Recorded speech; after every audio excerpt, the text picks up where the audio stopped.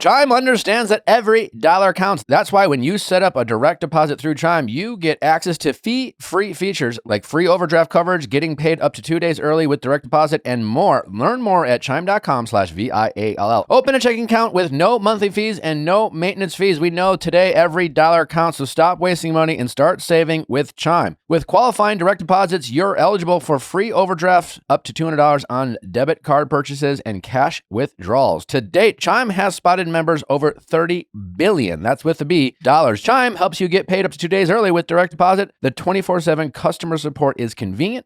The tools and daily balance updates and real-time transaction alerts will shape your spending habits. Having access to 47,000 fee-free ATMs nationwide always comes in handy, especially for those who travel a lot. It's got more than the top 3 national banks combined when it comes to fee-free ATMs. So stop wasting money. Every dollar counts. Let Chime help you do that. Work on your financial goals through Chime today. Open an account in 2 minutes at chime.com/VIALL. That is chime.com/VIALL. Chime feels like progress. You're crazy.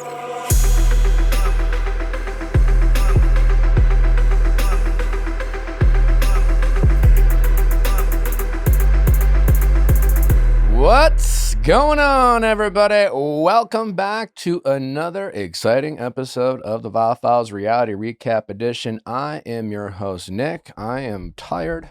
We went to BravoCon. I'm joined by my glamorous, sophisticated, charming, Fergalicious wife, Natalie Joy. Single parent, Natalie Joy. She was a single parent this weekend. I was without family for 3 days, which was the longest ever. 4 days. 3 nights, 4 days. Yeah. Wow. You don't consider Sierra, Leah, and Justin your family? Oh. Yeah, what? Wow. Not in the same way I consider my wife and daughter. Oh, That's fair. I We guess. really can't argue that, I guess. Yeah. valid. You do have a point. Yeah. Yeah. Mic drop. Yeah. Well, anyways, we got a lot to get into. Obviously, BravoCon was this past weekend. I feel like my brain is scrambled. It's fried. It's tired. Nick hasn't said one word to me because I feel like he talked so much in the last 4 days that he's like talked out. Oh, I was the same way. I mean, I am a grumpy bear right now. I'm tired. I'm cranky. Nick did a River really didn't sleep good at all job. last night. Anyway, so much to get into. Guys, it is a jam-packed week this week. We have not 1, not 2, not 3, not 4 Oh my God. episodes to bring you, but 5 episodes coming hot this week. Obviously, we had asked Nick yesterday. We have reality recap today to talk about all things, well, BravoCon. Later this episode, we have, and I'm very excited about this, Randall Cobb, formerly of the Green Bay Packers and now on Special Forces, joins us. It's a great conversation. Randall is a Green Bay Packer legend, so I'm personally excited, but also a great family man. He's dealt with some really fascinating adversity. Him and his wife experienced a fire in their house with kids. It's a crazy story. He talks about it and just what's life like following football in his career. It's a really great conversation and really just fun for me to talk to a Green Bay Packer legend. So really excited for you guys to hear that conversation. We got the secret lives of Mormon wives to get into. Obviously, the episodes are out now. We'll cover the first 3 episodes today. Tomorrow's going deeper. Just get ready for it. It's explosive. We have Jesse Draper, formerly known as Jesse Naughty-Kari. Naughty Kari. Naughty-Kari. Well, not our last name anymore either way. We'll get into why. That is coming up it's guys, first of all, it's a Viall Files first. If we're going deeper, it's a 2-parter. Wow. it needed to be. Part 1, I think we mentioned this last week, is me, Jesse, and Natalie. We sit down. She talks about everything going on this episode, obviously the allegations with her affair with Marciano, but what prompted that, her relationship with Jordan, will be highlighted and featured in these next 2 episodes. And not gonna lie, there's some harsh realities and truths about, I don't know. I'm curious what people think. I mean, the main topic of these next 2 episodes is really this behavior of Jordan. And I'm curious what the audience will think and what empathy they might have for Jesse, but we really get into the weeds of their marriage and what caused this falling out, and are they going to be able to work on things?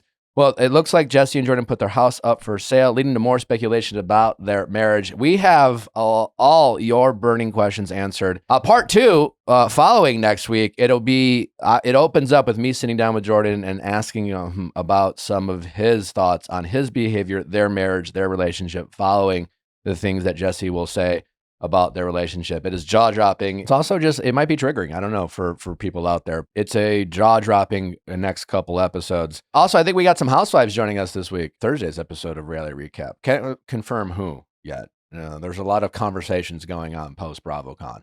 And then on Friday, it's a Viall Files special, the Special Forces Reunion, hosted by the Viall Files, yours truly, and my glamorous Fergalicious wife, Natalie Joy, will be joining me as we interview the finalist of Season 4 Special Forces. That is dropping this Friday, so be sure to check that out. We have an all-star lineup. We've got Brianna LaPaglia, Gia Giudice, Sean Johnson East, her husband Andrew East, and Cody Brown. All the finalists of this season's of Special Forces, that will be this Friday. So it's a jam-packed week, people. Subscribe. Tell your friends. You're going to be with us all week, and we appreciate it. Don't forget, Viall Files Plus is ready and waiting for you. We got some great stuff and more stuff coming your way soon.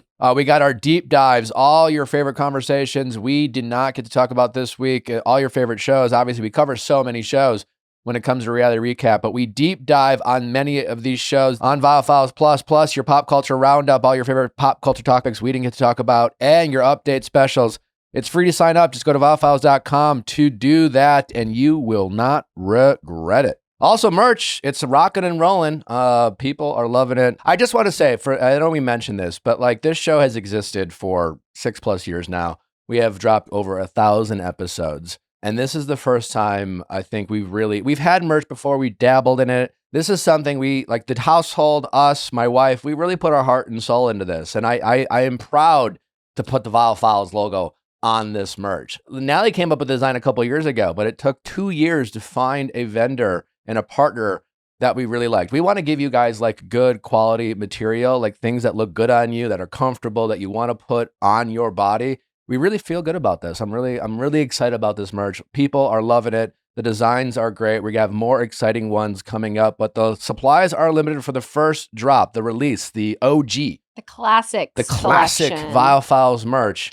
So get it while it's available. Get it while it's hot. Go to viallfiles.com to get your merch today. Or you can check out a link in our bio in our show Instagram or my Instagram. Or mine. Or Natalie's Instagram. We're almost sold out. There's a couple more items left for the first release, your classic. So get it while it lasts. Get in there, get your size, get your friend size. And might sell out today, maybe tomorrow, but the next few days, it looks like, based on current sales, there's only a few more items left. So if you want it, grab it. All right, BravoCon. How do you guys want to start? We going to talk about our experience? You want to get into some of the big headlines like Vicky Gundel? I feel like I obviously have not spoken to Nick. I've really tried to like not ask any questions. So I got home late. He got home night. late and he pounced on me and I was scared. No, I wasn't scared. It was in the middle of the night and I was like, oh my God, I was asleep. Welcome home, honey. I wasn't. I'm going to see my wife for 3 nights. You know? So, Yeah. Wow. So we didn't talk much. BravoCon, not much talking going on. A lot of lip talking, not words. Lip service over there. Service over here. Their lips were doing other things. Yeah. Anyways, but I was stunned to see Nick's carousel on Instagram. First photo, Lisa Barlow. Lisa Barlow. Yes. So Lisa I have Barlow. lots of questions. Guys, I would like to start there. We met a lot of housewives. And I Can got we to start with say, Lisa? there were some surprises with my interactions. Can we start with Lisa? We will, but Now. yeah, Can we start now? some were nicer and more pleasant in person than I imagined, and others weren't. Tea. Also, Yeah. there were more that were in that carousel that we just didn't get pictures with. Yeah. Because it was like, we'd walk away and was like, oh, we should take a picture. I need to pause on the Lisa Barlow for a second because we have to roast Justin. Yes, we do. We do. The story. And we also have to- He almost killed me. He killed He you. Let's just almost say, killed I Leah. almost died. I almost died. In the name of Lisa Barlow, this is a big setup, and y'all are liars. And he will go the distance He'll to go the prove. Justin Wait, is wait. currently in New York preparing for our Special Forces reunion following BravoCon. Justin took a red eye Oh my God. from Sleepy Las Vegas boy. to New York. So Justin truly is Did you put him in burning first on class? fumes. Did I? No. Anyways, in preparation for BravoCon, I said to my team, book the hotels and the tickets.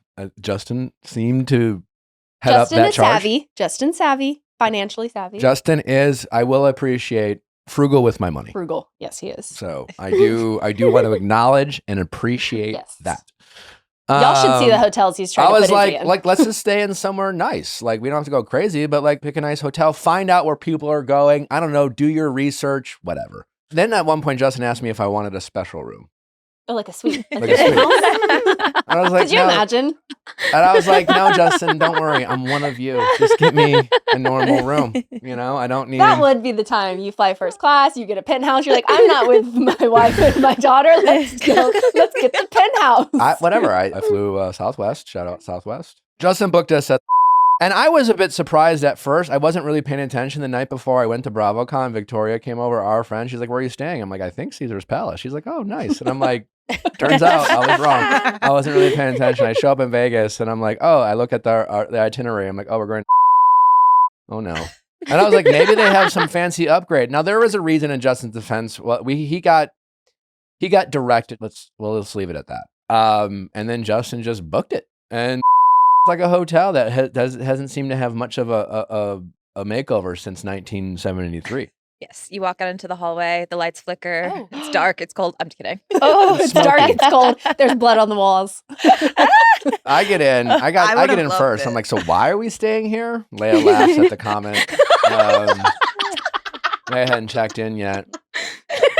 And I thought there was like a catch or like there's, I don't know, something. Yeah. Nick's like, matter of fact, I want the penthouse. I don't think the penthouse would have been much better.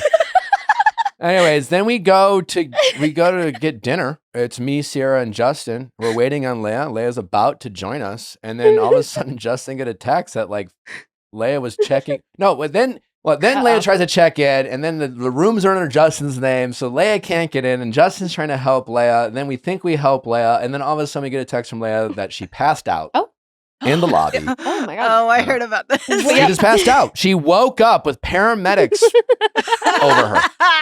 What?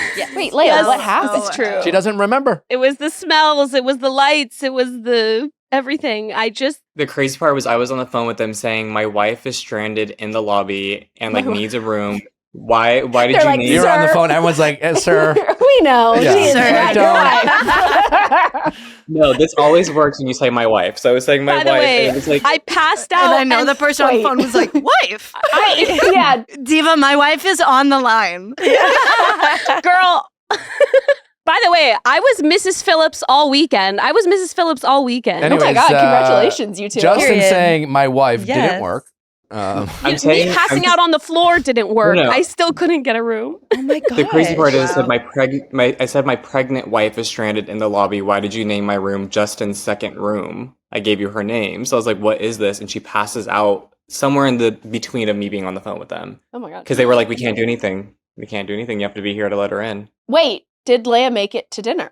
No, did not. I I swear. went. I ordered Chipotle. But this very nice woman named Jacqueline, shout out Jacqueline, saved my life. She was there. And then Sierra came and helped me. And Nick and Justin didn't Yeah. come to Yeah. help you? No, No, it was my husband. we got dinner.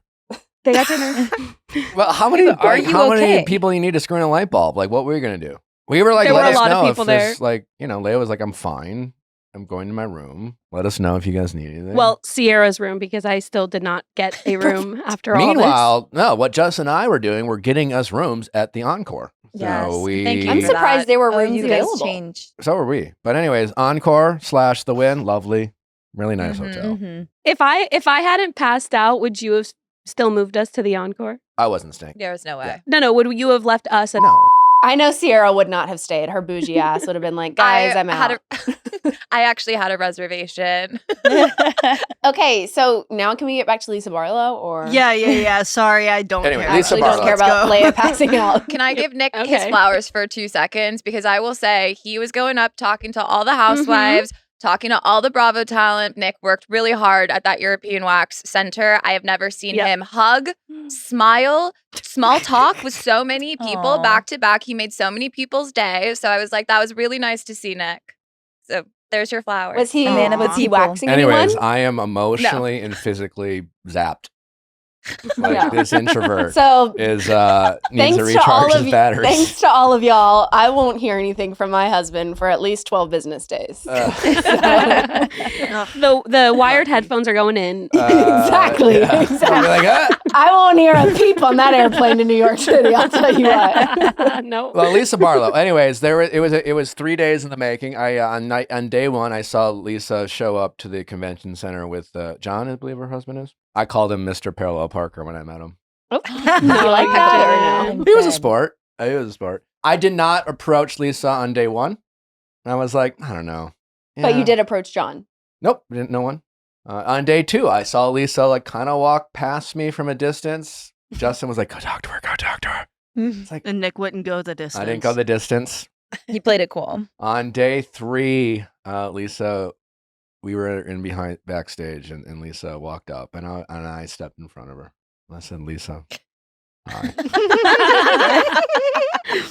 I'm Nick," and she goes, "You're so mean to me," and I go, "I know." Oh no. I wasn't gonna like pretend You're like, I no, wasn't. I'm not. Yeah. Yeah. I gotta say, in person, Lisa was incredibly charming.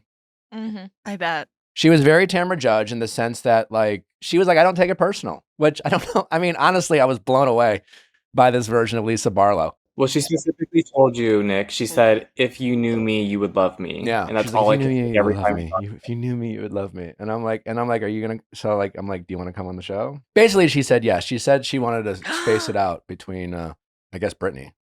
We didn't Okay. 'Cause we have haven't anyone else. huh? on. Yeah. But yeah, she was very charming and very lovely in person. You also had a cute chit chat with Mary on day I 3. did. Yes. Mary was very gracious. She's like, "Oh, your show is famous," and I'm like, "She's like, all the big stars go on it." She was giving me my flowers, and I'm like, "Well, We not said all the not big yet. stars because you haven't come on." And then I pitched Mary, and she said she would want to come on, but she said she's wanted to come on before, so I'm not so sure how. Oh no, you said I'd fly you out, and she goes, "You'd do that for me?" Yeah. No, I was no, so I said I'd cutesy. fly to you, and she Are you said flying you to would her? do that for me, and I said I'd do anything for you, Mary. Wow. Angie? You also had a great chat with Met Angie. Angie. Yeah. Yes. Angie, she said that she hasn't come on yet because I said something mean. And I'm like, well, what did I say? And she's like, I don't remember. Perfect. But we said we'd find it, and she said if you apologize, and Nick said he would. Okay. And I said, yeah. And I said, please So come we on. have to find it. So What did we I say? don't know. I would never say a mean word about Angie Katzeneva. So We do love Angie. that's We do like, love Angie. Went into Whitney and Justin, lovely. Got to meet Yeah. Justin for the first time. I mean, really, honestly, everyone was super lovely. Wait, can Get I her mention on. something that happened at the Real Housewives of Salt Lake City panel? What? Brittany was asked about her and Jared's relationship Oh my God. status, and she was like, "He's actually here." And Jared stands up, and the entire crowd boos. He Awesome. sat Oh right my back gosh. down. Awesome. Or you couldn't even serious? find him. The camera couldn't find him. That's how Yeah. quickly he sat down. Oh my God. I want to know. Okay, let's go round robin style. I want to go around the room and know everyone's favorite moment for BravoCon. When Lisa knew exactly who Justin was. Wait, what did she say, Justin? I heard they had a 20-minute conversation. In my head, it was 20 minutes. She went up to Nick and then looked at me and goes, "I know you." And let's just say, when people feel seen and when people feel like someone stood up for them and for the truth, they know who you are. And I love you, Lisa. Wait, what have you stood up for with Lisa? Just- Justin always is defended Lisa. always I mean, standing I- up for Lisa. He's never talked shit about Lisa. That is true. And she just said, like, "Thank you for knowing who I am and seeing me for who I am." And I said, "You know what? I love everybody, but they'll never make me hate you." Nick, that's sweet that that's your Wow. favorite moment from BravoCon. That is That is so sweet. sweet. Yeah. Well, Justin, what's your favorite moment for BravoCon besides that? Because Nick already took it. Every housewife, literally any of them. Sutton, Ashley Darby, Robin Dixon, all of the Salt Lake City, all of the Atlanta housewives. The Atlanta panel was crazy. It was like a scene out of Oh, yeah. the show. It was like being at a live reunion. Wow. Wait, did you meet any Atlanta? I didn't meet Portia, which was a bummer. I really wanted to meet her. Obviously, we saw Cynthia. I briefly met Phaedra. Did you meet Stacy? I did meet Stacy. Yes. Yeah, that was cool. She had no idea who we were. I was like, you don't get the respect you deserve. And she said, thank you. Ashley Darby was lovely. She's a big fan of us. She listens, she said. Let's get her on. I think Marisol looked at Nick and said, I love a man with facial hair or something. What did she say? Exactly. And imagine if I would have let you shave I that. will say, I don't get out much anymore. I'm happily married. My wife obviously does compliment me from time to time, but Time to time is crazy. I got a lot of you're handsome. A lot of words, lots of words of affirmation. Lots of words this of weekend. affirmation. Somebody thought he was related to Justin Bieber. Yeah, got Wow. that. Were they lying? As a reminder that I am in fact taller in person. Heard that a lot. Put that back in your I think. bio. Oh, actually, second. You know what, Justin? Lisa Barlow recognizing Justin was actually not my favorite. It was my second favorite. My favorite was maybe a Bravo fan saying that I was just as hot as Craig and Schwartz. So Wow. I know. Listen, when it comes to BravoCon, first of all, I want to give Bravo, NBC, whatever, Peacock. It's an incredible event. They put on an amazing show, incredibly well organized. I was a little nervous about just honestly going with just Bravo fans being intense online. Lovely people. It's a great, great community, great universe, dedicated fans. Everyone was super lovely. It was a really just overall a great event, and we are happy that we were a part of it. It was a lot of fun. But when it comes to obviously BravoCon, the Bravo celebrities are king. I mean, when Craig is the most eligible bachelor in Bravo Nation. He is like Michael Jackson at this event. When Craig would walk out, people panties are flying all over the place. The pheromones are pheromoning. What? He is. I mean, they are loving. He did Craig. look very handsome on stage when I saw the panel. He did look handsome. He also said he would come on. Craig, Austin, and Shep they all said we're gonna come on. But yeah, Bose even. Bose said the she'd boys come on. of Bravo are hot commodities there, and so for a Oh, fan to yeah. say that I was as hot as That Connor, trumped Lisa. That loving took over. Justin. Got it. No, No, I don't get know out that much, and I was like, I still got it, I was gonna say, that scene in The Lion King when Simba's on that branch and it's all the wildebeest running down. That's what it felt like being in the crowd when Craig or Shep were walking by. Oh all of a my sudden, it was just God. women, and I was like, "Oh my God, I'm gonna die here. This is it." I have to wonder what that Crazy. does to their mental. You know what I Nothing mean? good. Nothing Oh, great. yeah. Like Nothing how does good. that? Even the team page people sweating Craig. Did you see Andy shade Craig at the I heard about Bravos? What do you do? He was doing a little roast in the beginning to open up fun. the show, and he was kind of like someone who's a hard worker, determined, has a great podcast. Those are all words to describe his ex page, and it was while the spotlight was on him and everything. He was good about it. Made a little heart. Love that. That's Mm. cute. I'd say I want to know Leah's favorite. I have two real quick. One, Phaedra Parks told me that she liked my outfit. Cute. She was like, I wasn't even talking to her. She was feet away. And then she was like, hey, you, I really like that outfit. And then I ran right up to her. I was like, Phaedra, I love you so much. Wow. Wow. Love. What was the Yeah. outfit? It was a monochromatic brown Cute. leather jacket, leather shorts, brown Love. tights, Woo! brown turtleneck. She's eating. Ran into Tamara Judge, and she looked at me and she goes, I heard you're talking shit. Oh. Well, Jennifer Lawrence was too. Typical Tam. And then she was like, I'm just fucking with you. Tamara's great. Tamara Oh. said talk your shit, but don't have Slade or who was the other person? Gretchen. Gretchen. Probably Gretchen. No. She name dropped someone else, Nick. Yeah. Well, Talk your shit Oops. as long as you don't have Slade on. my second favorite moment was just meeting people who love the Viall files in the household. We had people coming up to us even, and it was so sweet and so exciting to meet people in the wild who listen and watch our show. And Aw. they were all so lovely and so nice. And that was a huge highlight for me, was just getting to meet them. And I love Aw, that. cute. Did that make all your hard work feel so much more validated? yeah, 100%. 100%. It was just cool. I've never been recognized before. So it was fun to just hear people appreciate what we do and love us as a group. And Yeah. yeah, love it's really, that. really Yeah. nice. Sierra?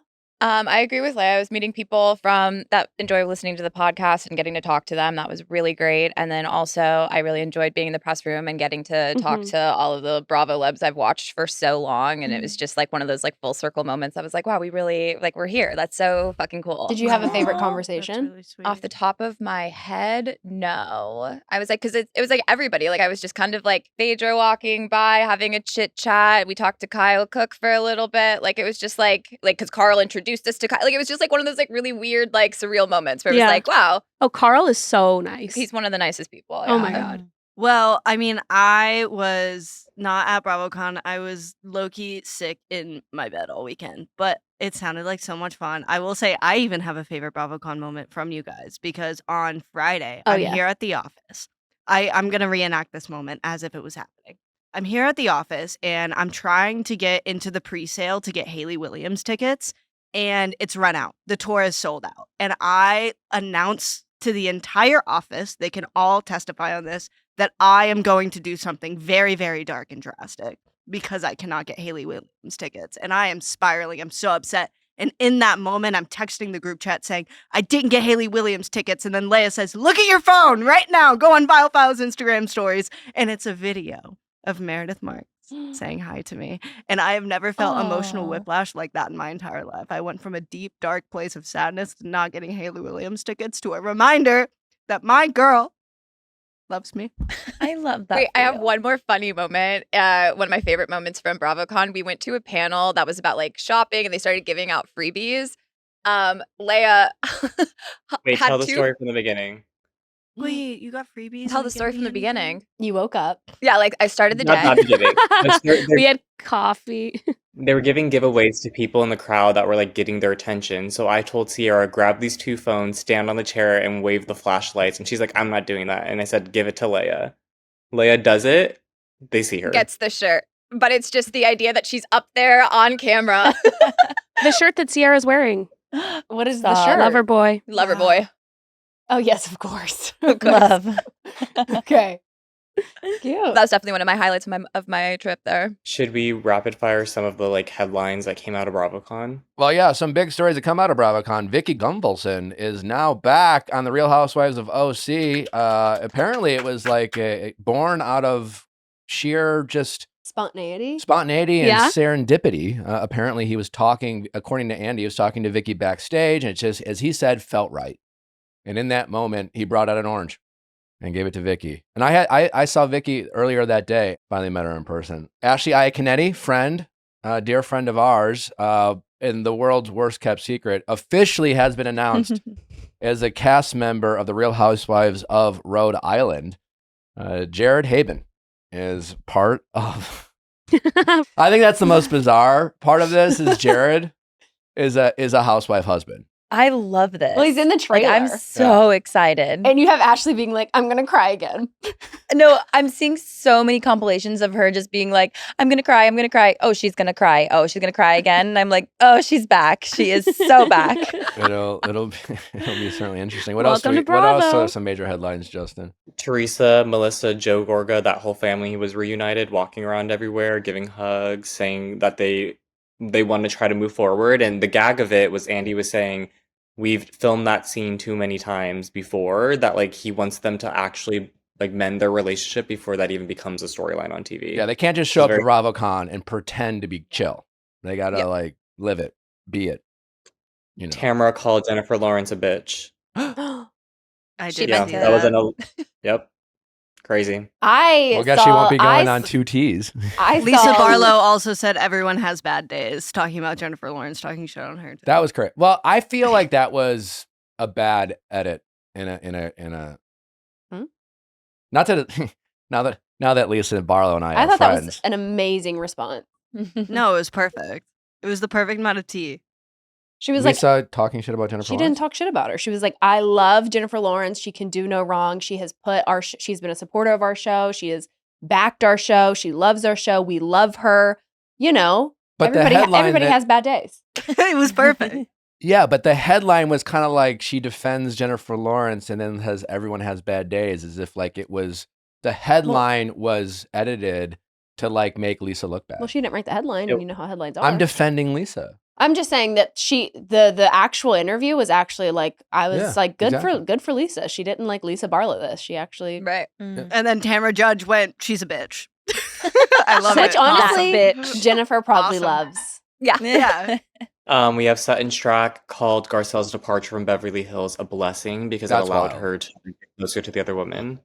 As wild. Knowing what we know and talking to people we know on the inside, like knowing that Garcelle is genuinely hurt by Sutton's actions in the sense that like Garcelle really invested in this friendship. And like at the end of the day, like Sutton chose the cool girls, so to speak, or what she perceived to be as like maybe more popular women. And I think that relationship really is like hurt Garcelle. So for Sutton to go to BravoCon and double down and be like, it was like a blessing because now I get to know these other women as if it was like as if it was Garcelle's fault from like Sutton being friends with. Like Garcelle was holding her back. Yeah, it's a wild thing to say. It's definitely tripling down on the end of that relationship for sure. I still love you, Sutton. Met Dorit briefly. How She was that?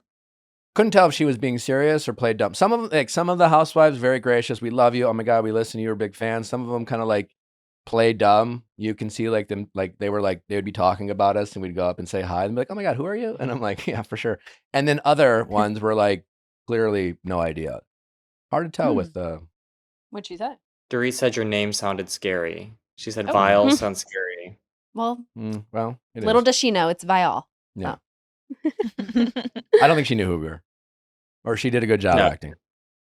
No, she was nice to you. She loved you, Nick. I don't know if she loved me, but she was nice. Did you see her at was it the Bravos where she went on stage to accept her award and she like took out a cigarette and just like took a drag of it and I then didn't see that. That's so cool.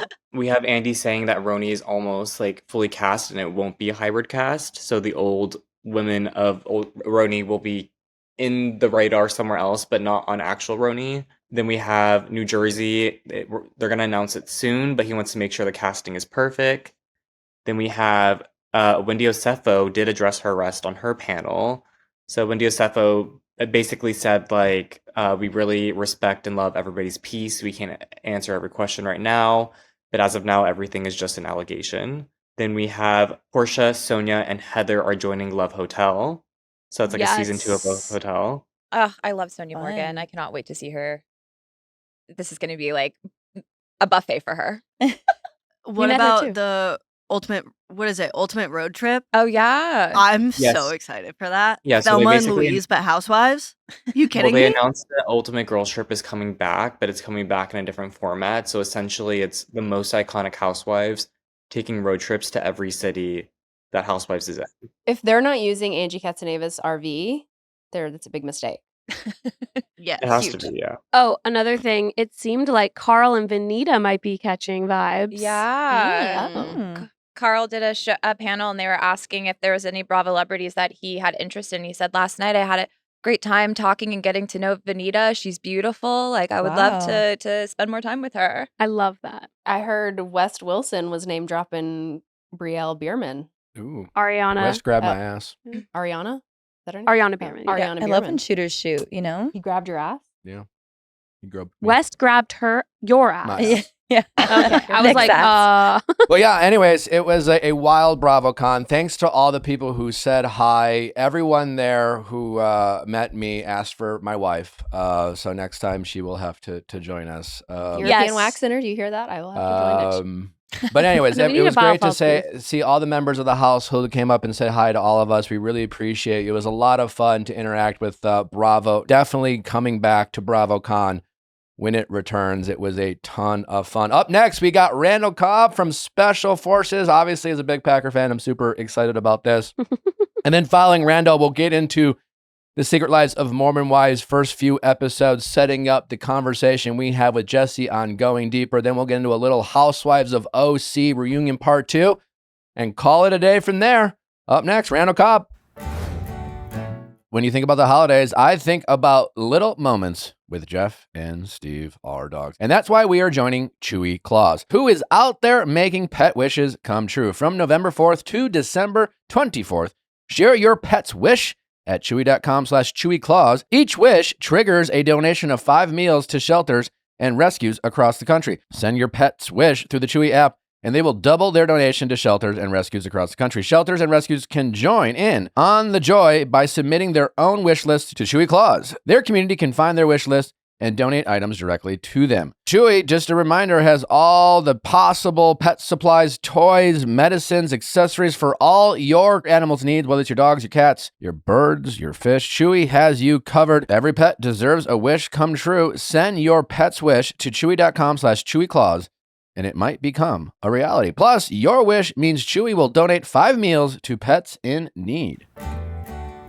As the holidays approach, we've been stoking in those cozy evenings at home. A good movie, a warm blanket, maybe a fire crackling in the background. But it is also the season of getting together with friends, and a great bottle of wine fits perfectly in both moments. That's why First Leaf has become our go-to. They make sure we always have the perfect wine on hand for quiet nights in or gatherings with people we love. First Leaf is a personalized wine club that knows your wine preferences better than you do. Every month, they send a customized selection of wines that you're guaranteed to love. Getting started with First Leaf was a breeze. You just answer a few quick questions about your wine preferences on their site, and they put together an amazing assortment of top-notch wines just for you. And it all gets delivered right to your door. One of the best parts about First Leaf is how they let you control your delivery schedule. You can choose exactly when your wine arrives, so you never have to worry about missing a delivery. A few of our favorites that we have discovered through First Leaf is the Cassaday Blair 2024 White Blend. It offers aromas of lemon blossom, then a clean burst of white grapefruit and a thread of lime zest. So do yourself a favor and join First Leaf. If you are buying wine at any type of regular pattern, it's just make yourself so much easier and sign up for First Leaf. It's convenient. It's great. You'll get a great selection of wines you've never thought existed. And plus, it's just easy to not have to lug them from your grocery store to your home. So get cozy and pour that perfect glass because great wine nights start with First Leaf. Head to tryfirstleaf.com/VIALL to sign up and get 50% off your first box of 6 hand-picked bottles. That's tryfirstleaf.com/VIALL. It's almost 2026 and you're still paying rent without Built? We can't have that. Built is the loyalty program for renters that rewards you for your biggest monthly expense, rent. With Built, every rent payment earns you points that can be used towards flights, hotels, Lyft rides, Amazon.com purchases, and so much more. And when you pay rent through Built, you unlock access to exclusive benefits from a network of more than 45,000 merchants. Just link your credit cards, spend at your favorite local spots, earn Built points on top of your regular card rewards, and get one step closer to the trip you want to take. Personally, I would redeem my points for Amazon. Built points have been ranked the most valuable point currency by the Points Guy, and they just announced Built. It's simple. Paying rent is better with Built. Earn rewards and finally get something back for being a renter. Join the loyalty program for renters at joinbuilt.com/VIALL. That's JOINBILT.com/VIALL. Make sure to use our URL so they know we sent you. Randall, welcome to the show. Thank you, man. Appreciate it. I'm super excited to have you. I was telling you before we started recording, everyone knows who listens. I'm a huge Packer fan. Love football. So Randall, for those of you who don't know, is a Packer legend. How many years did you play for them? 10 of my 13 years. 10 of his 13 years. Yeah. So very cool for me to have you in studio. But obviously you were in Special Forces this season. You did very well. I'm a part of the Special Forces family, so it's good. It's good to have friends. I was in Vegas this past weekend and had dinner with Danny Amendola, who also is a part of Special Forces. So trauma bonded. Yeah. We were definitely trauma bonded. I want to talk ball with you a little bit, but before we get into that, I'm curious, just like, I think it's fun to talk, when we talk about Special Forces, whether it's fans or just other alumni, what makes that show so fascinating is, like, it's kind of like, well, why'd you do it? Like, yes, they pay the people who go on, for sure. And it's a nice chunk of change, but like, you could leave 2 seconds into the show. Yes. So like you could show up, you could meet the DSs and be like, fuck y'all, I'm out. I'll take the money. And some of us decide to stay in this experience that is truly real life. It is not like a reality TV show where you're in a simulation with 4 Special Forces soldiers who treat you like a fucking soldier. A real recruit. Yeah, real recruit. The food is garbage. Oh my gosh. That's the worst part. Anyways, I'm curious, someone like yourself, I've told this story I was talking about with Danny over the weekend, but like when I went on, I ran track in college. I'm 45. It's been a while since I've really like competed. You're not 45. There's no way. Yeah. You got to give me the routine. I will. Yeah. Thank you. Our daughter, he FaceTimed our daughter while he was gone, and she said, this was humbling. Nick answered the phone and she went, Dada Papa. Oh, I was like, oh no. You look like tough. Papa? Yeah. So anyways, my daughter's keeping She's me in the humble. doghouse Yeah. currently. They tend to do that. We had just found out Natalie was pregnant when Special Forces asked me to go on. So for me, it was truly in college, obviously I competed in, you push yourself to a certain level, but I hadn't done that in years. And so Special Forces for me was when I was down bad getting through it, it was really I wanted to see what I'm about to be a father. Yes. I'm about to as a dad have to face some, hopefully not, but adversity, problem solving. I got to be able to step up and I really use that as a metaphor to motivate me. I'm curious, someone like yourself who just got done competing at the highest possible level athletically.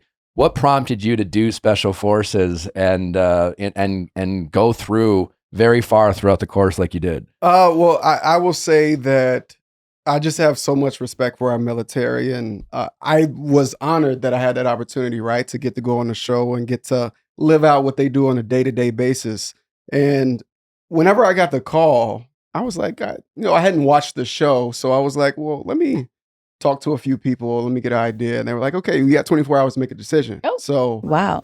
I was like, okay. So I watched 2 episodes. Wow. Right? I didn't watch a whole lot. I watched 2 episodes.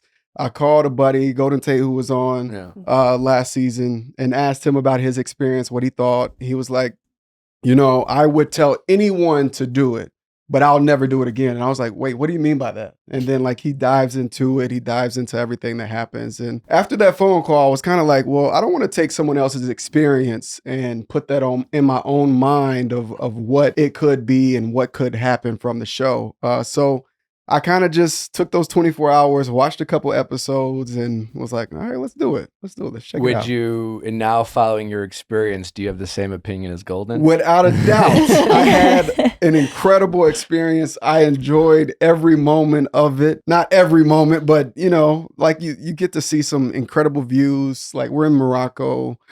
Get to see the culture there, even though we're not living it in the same way I would if I was to go on a vacation to Morocco. I still got to see the beauty of the country and get to feel the village life and the people. There's so much downtime in between some of the moments when you're sitting in the car just driving to Lord knows where, right? So you get to see and take in a lot. So I would never not enjoy that experience that I had. But will I do it again? Absolutely not. How does Special Forces compare with training camp? It's just completely different because with football, you know exactly what you're doing, right? I've been playing football since I was 7. That was it. I played for a really long time, so I understood in training camp what the routine was. I have recovery time. I have time I can plan for what that is. Physically, yes, it was grueling. Some of the workouts that we did, some of the beastings, some of the places that you went into this dark place of not knowing. And I think that was the hardest part of you just didn't know when it was going to end. It wasn't until about day 5 that we realized okay, we're doing something in the morning, we're doing something in the afternoon, and we may have a beasting at night. But before then, you just well, what is happening? Or they're going to come at any moment. You just had to be ready. Were you ever hearing voices? Oh, all the time. We were, because they were soldiers don't get ready, they stay ready. They would always say that to us. And by day 2 or day 3, we're sitting at the edge of our cot and people would jump up because, recruits! If you don't respond to them quickly, you get punished. And at that point, you're just tired of getting your ass kicked. We definitely started hearing voices. What was your wife's reaction? Because obviously she's used to you being gone on the road. Football is a very dangerous sport. So going into this, what was her reaction to it? When I first got the call and I talked to her about it, she was interested, but not really. I don't want you going for 2 weeks. No, that doesn't sound fun for me with three wild kids. boys, right? So she was kind of whatever. And then right after I got that call, I went to the gym and I had to test myself to see if I could run a mile because I hadn't run a mile in so long. And honestly, after I finished playing after the season in 23. Our last game was January of 24. I told myself I was taking a year off from working out. And I probably went to the gym maybe 10 times, right, in that year. Just I was gotta rest your body. Rest my body, let my body heal up, give it some time. And then January rolls around of 25, and it's been a year now, and it's like, okay, buddy, it's time to get back to working out, like she told me. And then like, I would go from time to time, but whenever I got that call, I went right to the gym, and like she saw that and she was like, I don't know what this is, but I feel like you should do it. Like you're motivated, to obviously better your health by going to the gym. Yeah. So I think you should check it out and think about it. You hear a lot from, football players, who, especially like yourself, who played at the highest level for a long time. The transition from, being a football player in an NFL to not playing can be very difficult, emotionally, mentally. Like you said, you've played your whole life. And like, relatively speaking, you're a young man. Like you are, like compared to like normal people, you're in your prime, you're young. NFL standards, it's a different, like, oh shit, you're 29. Like, oh my God, you're about to die. Exactly. But what has that transition been like for you? And has it been difficult emotionally or mentally at times to transition from that level to a more, I guess, say normal, quiet life? Yeah, it definitely has been a transition. It's had its difficulties. I'm very blessed in a sense that, I have a family structure that really holds me together. I got purpose in my kids. My wife pushes me to new levels and new heights daily. I couldn't be more thankful for that support system, right? To come home to that loving home every single day. But yeah, I played, for a majority of my life. I played 26 years of football, played sports all through high school. This is the first time where I don't have like something, right? Every season of life, I've had something. If it was the off season, I was preparing for the next season. During the season, it goes by really quickly. And that structure was just ripped from me basically. And I'm piecing that together and finding new hobbies and things that I'm interested in. And, I just got into tennis randomly and like, I love it now. And, so I'm playing tennis a couple times. Not pickleball. Not pickleball. I really like tennis. I feel like you just move a little bit more. And I like that.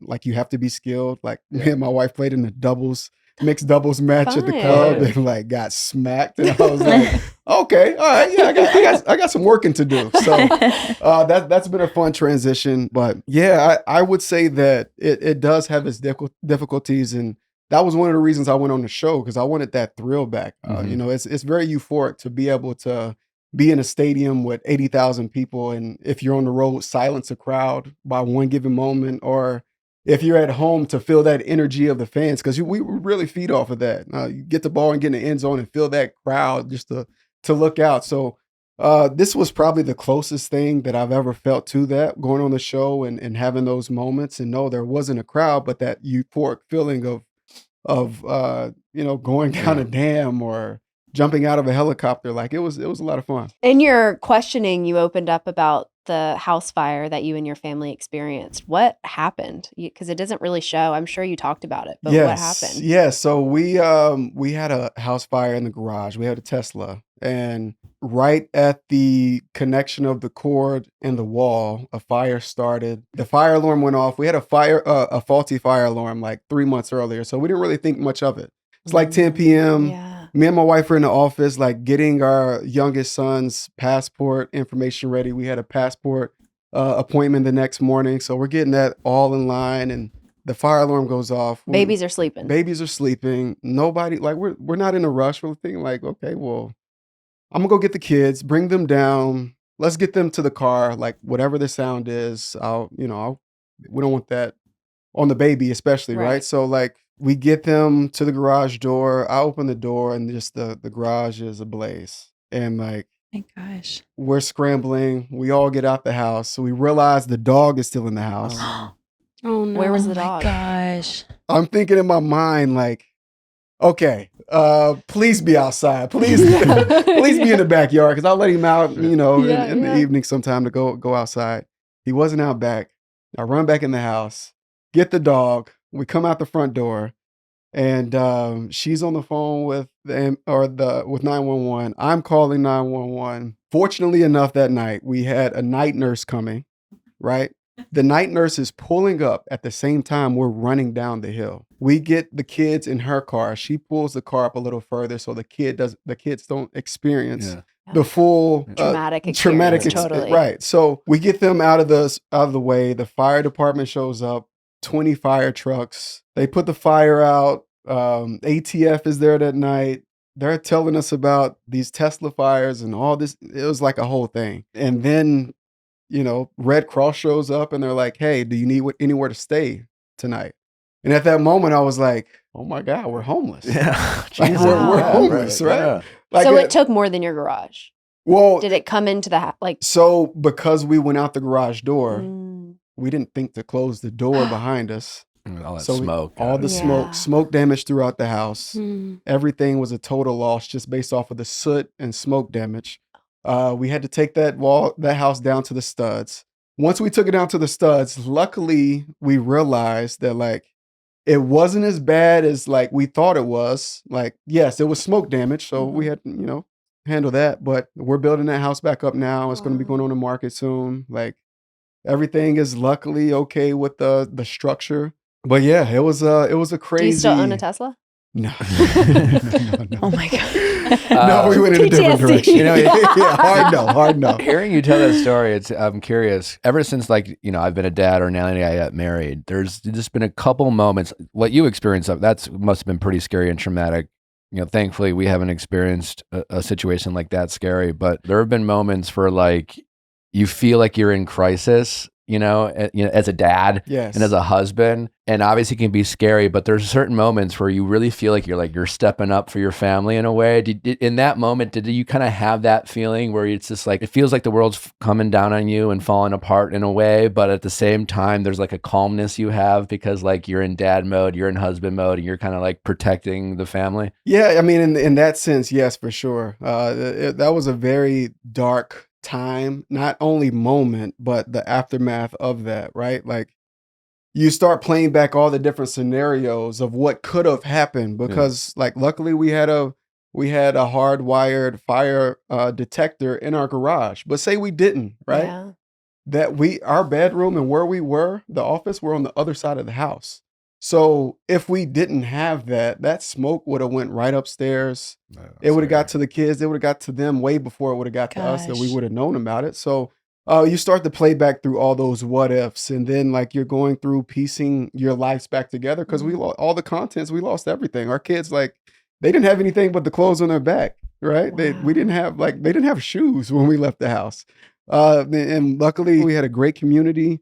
Of friends, of people that really helped us out through that dark time, and very fortunate from that. But just putting your life back together, and you start to realize everything that you thought you cared about, you really don't. This is really not that deep. It's really not that important. Just stuff. Stuff. Yeah. This is all stuff. This is all replaceable. But the next day when I went back to the house and I went into the garage and I saw the frame of one of my boys' bikes, right? And I just have this vision of that every single time I think about the fire, because I'm I could have been looking at the bones of my child. Yeah. These are things that we can replace. Forget all the other stuff. My kids are healthy and alive and we're good. Wow. It's so brave in that moment to think of let's just get the kids so they don't see this vision. So they don't have that, my burnt bike in their head, to be just take them. So they have what do they know about that night? I mean, they know that we had a fire. They know they lost all their toys. They know that they don't have anything from their rooms. That all the things that they cared about the most, they don't have any of that stuff. Wow. We stayed at a friend's house that night. We had another friend that opened their home to us, and we stayed at their home for a month until we found a rental home. So now we're in other people's spaces. Yeah. Right. And then we're in a rental home, and now we were building a house when we first moved here. So that house took 3 years to build. And then when we got in there, 13 places over the course of their life. And my oldest is at his 5th school as a 7-year-old. So he knows nothing but transition. And, so that's one of the reasons us here, them having that stability is huge for us. What is how did you and your wife kind of work through all that with all that chaos? We talk a lot about relationships on this show, but how did you and your wife make sure you stay connected and on the same page? Because I think, when times get scary, sometimes it's easy to disconnect from, your partner and things like that. How did you guys do that? It's a lot of work. And, one thing that we've always talked about is like, our love is not work. Like, that's the easy part. The other stuff becomes the difficult parts of the schedules and the whatever life may throw of us, putting those pieces back together. But our love doesn't change. Like, I know that she's got my back, I got her back, and we'll get through anything and everything together because we have that communication. We have those moments when times are rough. Like, we know we have each other at the end of the day. And home is wherever she is. Like, that's my home. Like, we could be anywhere in the world. We can live in Iceland for all I care. I know that my home is with me. Yeah. What was back to Special Forces? What was the challenge that really you hated the most? The tunnels. The tunnels. That crushed me. Claustrophobic a little bit. Well, I didn't realize how claustrophobic I was. Like, I've definitely I knew I had a little bit of that, but I didn't know to what extent, to what level. But like every mission, right? Going into it, you never knew what you were getting into. They would give you an idea. So for that mission, we're going to bomb a cell tower. Well, our group was meeting together and we're thinking we saw palm trees that were cell towers. So keep out a look for palm trees. None of that matters. Everything that you thought you were game planning for, like, none of that matters once you start. And I'll never forget too. Foxy slapped me upside my head so hard. They don't know why they didn't show that on TV. But I jumped down into the ditch and he was telling me to stay low, but I guess I wasn't low enough. And he slapped me upside the back of my head and I fell to all fours and started crawling. You started going through the tunnels and you start to realize they're getting smaller and smaller and smaller. And then you flip over and you're going through the water, trying to keep your head above water. And that was the craziest one for me. Like, I had night terrors that night. Like, woke up in the middle of the night, like completely unzipped my sleeping bag and was looking around up in the middle of the night for 2 hours. Oh my God. Yeah, it was rough. We joked a little bit before we started about the snack box, but I mean, what went through your head when you went back and you placed that empty box and you saw DS Dorm on it for the first time? Were you like, we're fucked? Shit. Yeah, so I thought, playing football, right?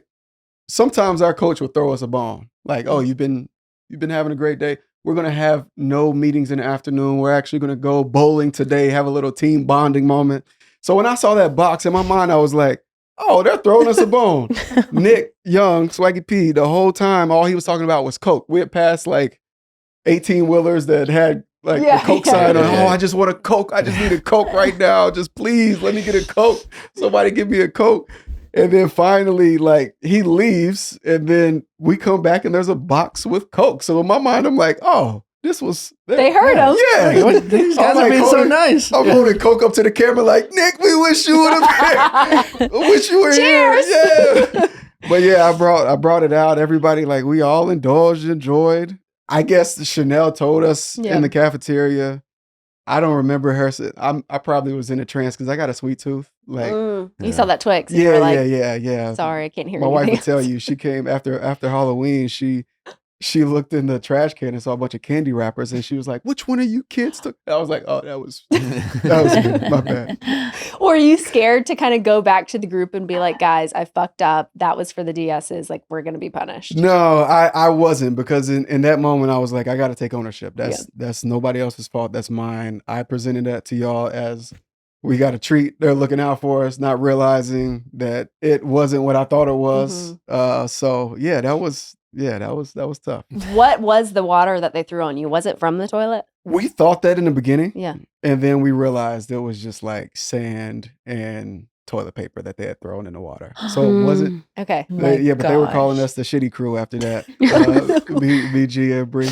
Oh no. Yeah, that's amazing. I want to talk a little ball with you as a Packer fan. I am curious. I was actually, Danny and I were talking at dinner, and we were just talking about his time in the league. But I was fascinated to hear him just talking about as a fan of football, I'm just a fan, right? I watch it it's my Dungeons and Dragons, right? It's this, right. It's I ride for my team. It's not my life. You know, I'm not playing. I'm not like doing the thing. And then when like, you know, my team loses, I'm like bummed about it. And I think as fans, sometimes I think we don't like see the players almost as like it's human in a way, right? Like online discourse is For like, sure. you know, you're just like, holy shit, you know, like fans can be pretty harsh. And also just like when a player's hurt or tired, I think as fans, we're just, you know, it's like for anyone who plays like fantasy football or Madden, it's just like if your player's rated a 99, you're like, well, he's a 99. Yes. He's always going to play like a 99. Exactly. You know, but like you told your story about your house burning down, you're a father, you're a husband, people have good days at work and bad days at work. And then like Danny talking about it, like at the end of a game, you know, like you've been running and going 100% for like all game long. And there's times where like you can't move your arms, you're so tired. And like, it's like fans don't like see that side, I feel like, of the football game. And I feel like players don't talk about it as much because I feel like you guys don't want to sound like you're making excuses for stuff like that. But I thought it was just really fascinating to hear that conversation and just about like the human side of football where, you know, you guys, you're putting your heart out there and, you know, there's a million things going on in your world where it's just like when fans are just like, you know, why don't you catch the ball? You know, like now I'll be like, catch the fucking ball. You know, like I'm watching the game and, you know, like yesterday with the Packers, it was really windy or things like that. It's things you can't see as a fan visually in the game. Like how as a player, like, did you ever feel like, you know, you wanted to defend yourself at times if you had a bad game, or do you wish sometimes fans could know that side of the game a little bit more? Nobody cares. The fans don't care. Like, what do you mean? We're supposed to win every game when we take the field, right? That's the thought of it. Like that's what it is. I think that's why everyone loves the game so much though, because it's that human element. Like, yeah, you could be a 99 on Madden, but that's a game. That's a video game. Of course, it's a little different. But there is a human side to it, and that's what makes the game so special and so fun to watch. And I've gone through it and I've dealt with that. I think like in my era of football, like we were the first ones to deal with like the social media era. Like I got Twitter in 2009 when I was in college. Instagram came when I was in the league, and then like the comments and like all that stuff started to change throughout the time of Instagram's growth and Facebook's growth and all those things. So you start to see those things and have to deal with that other side of it. And honestly, I believe too many players get caught up into what's said outside and worried about their PFF grades and all that kind of stuff and worried about their fantasy owner, like the view of them as a fantasy player. Is like, bro, like we're on a team. We're going to win this game. Like, who cares if I have 2 catches or 10 catches? Like, yes, like I want to have success and I want to play well, but at the end of the day, like we're trying to win games to win a championship. So that's what it's all about. But I mean, that's real life. Like we're going through real life stuff. Like when I got traded back to Green Bay, like that happened on a whim, right? Like it wasn't like I was preparing for 3 months for that to happen. I had just sold my house in Green Bay like 6 months before I got traded back to Green Bay. So now we got to find a rental home. My wife is trying to move up with 3 kids while I'm staying at Aaron's house during training camp. Like we're going through all those different things, and there's a lot more that we're dealing with outside of just practice and meetings and games. That's fascinating. You talked about like you playing football at 7. If your 7-year-old now comes to you and is like, "Hey, Dad, I want to play football," what's kind of your flag football? Yes, flag football. He can play flag football. Is that what you played, or did you No, tackle? I played tackle at 7. Wow. Yeah, that was a little much. I've taken more hits than I probably should. When do you feel like he would be allowed to do tackle? I'm hoping that he doesn't ever. Wow. Really? Honestly, I'm like pushing him towards like golf and tennis and like. What about a kicker? Some of the videos. No, not even kicker. No, you know, But they don't get hurt I'm trying too to push him in a different direction. You know, I always tell him like, Dad took all the hits, so you can go do something else in your life. Yeah. Right. If he chooses to do that, and like he's enjoying flag football, he loves it. He loves watching football. Every Sunday he wakes up and goes to turn the TV on. Him and his brother, they go and play in the backyard all the time. It's probably going to happen at some point. The first year that I'm going to be willing to let him play tackle probably won't be until 7th or 8th grade, just so he can understand how to position his body and how to tackle or how to take hits before he gets to high school and that whole thing. But yeah, I mean, It is kind of wild that they even have the option for 7-year-olds to do tackle. Yeah, Still, and let me today. tell you about youth sports. the parents in youth sports are living their dream. Yeah. Yes. They are. It's crazy. I've seen some crazy stuff on the field, like with coaches and parents, and it's just it really blows my mind because the kids feed off of the energy that they see on the sideline from their coaches and parents. And I coach some of the kids' sports, and I just try to make sure that I remember that they're not going to the league after this season. Okay. Right. Let's build a foundation of having fun and understanding the fundamentals of what the sport is, and build the skills, and let's see the growth year in, year out over worrying about the results. And I say all that to say we still win a championship, but okay. no, I mean, put that out there. Yeah. But it's about the growth and being able to see them develop a love for the game and understanding of it. I bet it is hard to push your sons in different directions of sports, knowing that you played for so long, you were so successful. They have all this footage they can watch of their dad.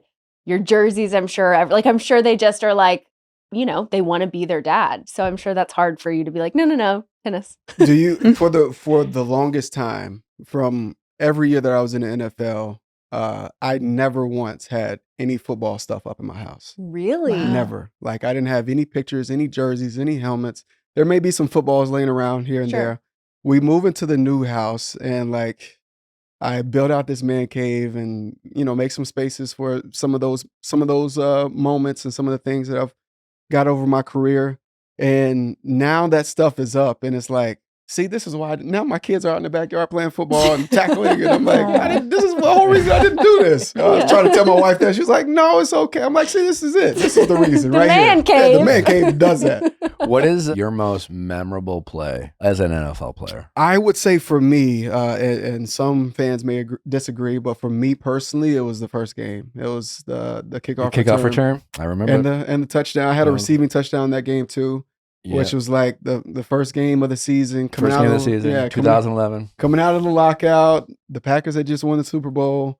A lot of high hopes for us that season. We were playing the Saints, who had won the Super Bowl the year before in 2009. So that was for me, it was I can do this. I'm meant to be here. I have the ability to play on this level. I've always wondered, what do you do after you win a game? Are you going out with all the guys? Are we hitting a strip club? Are we going home to our wives and having a party at home? Are we what? Or do you just go home and put the kids to bed? What do you do after a win? You haven't taken her to Green Bay, have you? I went to one game.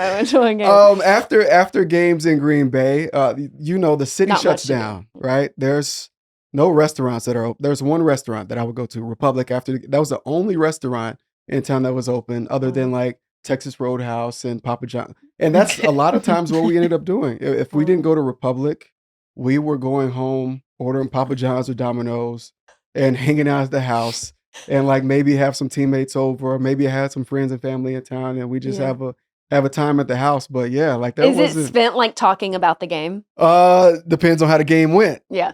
If it was a loss, yes, there's a lot of talk about what happened and why we lost and what would have changed. But after a win, yeah, you just enjoying yourself, having a good time. Yeah, but that wasn't the case in Green Bay, and that's one of the things I'm so special. I think it's so special about Green Bay is you are able to focus as a player. You're able to focus on the game, focus on your growth and development. You're the next day going to the facility and getting your treatment and all the different things. Because there's just nothing else to do. Nothing else to do. Now, when I got to Dallas, I saw the other side of it. Right? After winning Dallas, you go out, you have a good time. There's a little bit more to do. You're like, wait a minute. Wait. This is what's been happening all this time. This is what y'all have been doing? Yeah. That's funny. Are you following the league nowadays, or do you kind of mentally kind of check out a little bit? I've watched more football this season than I did last season. Last season it was a little bit tough for me because I really wasn't ready yet. Are you following friends? Are you still a Green Bay Packer fan? How does that work? A little bit of both. My loyalty's always going to be in Green Bay. That was such a special part of my life, and I always have a lot of respect and admiration for that organization and what they're doing. So yeah, we love watching the Packers. I keep up with Aaron. I keep up with Tay. Watch what they're doing. Some of my teammates in the league, Aaron Jones out in Minnesota. So Oh, I watch whenever they're on to check them out. What's your analysis of what's going on with Green Bay right now? They're 6-3-1. Opened up the year really hot. A lot of people a trendy Super Bowl pick, and then they've slowed things down the past couple of weeks. It seems to be a lot of unforced errors from my end, but how is an NFL player or someone who's been in that locker room before,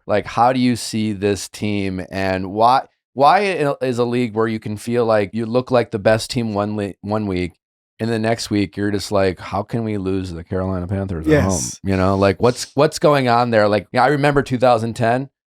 Before you were drafted, they were 3-3. Rodgers had a concussion after the Redskins game. Everyone's on IR. You feel like the house is burning down. They go on to win the Super Bowl. They got hot. So how do you see this team going forward the rest of the year? Yeah, I think that's the thing about the NFL that everyone loves. The margin of error is so small. Even the worst teams can beat the best teams on any given Sunday. That's how football goes. Most games are won within 7 points, right? The Packers have 3 losses on the season, and all of them were, 3 points, 6 points, whatever it was, right? So it's the margin of error is so small that you really have to be perfect. Not perfect a lot of times, but you have to play smart football in different situations. And all this talk about firing Matt LaFleur, and it blows my mind. Are we really going there? He is an incredible coach.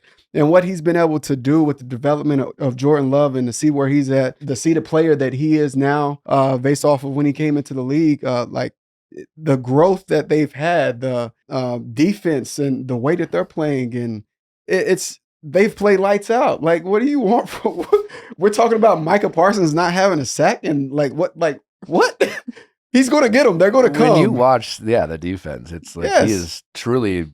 It's a whole different defense with him on the field. Yes. Do you feel like Jordan Love is criticized in a different way compared to maybe the rest of the league, whether it's because he's following Rodgers' legacy? It seems like week to week. 1 week it's Jordan Love's a top 5 quarterback. The next week it's he's trash. Yes. I'm a Green Bay Packer fan. I trust the process. I was a Rodgers fan even when I was a Favre fan because I believed in it. And then when they drafted Jordan, I was like, I'm gonna buy in, and it's all worked out. But yeah, how do you see the criticism he gets, and what do you think about it? I think it's unfair, but it's also that's the talk, right? The talking heads throughout the week is what builds up the momentum to Sundays and makes Sundays so special and so fun.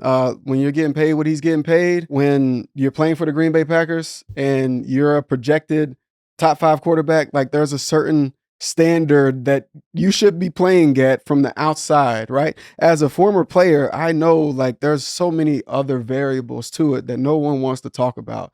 We're not talking about the offensive line issues with injuries and shuffling of guys and people being at different positions. We're not talking about last week when they had a converted corner back at receiver. Yeah. And I can see visually on TV of what the concept is and him not doing it up to par.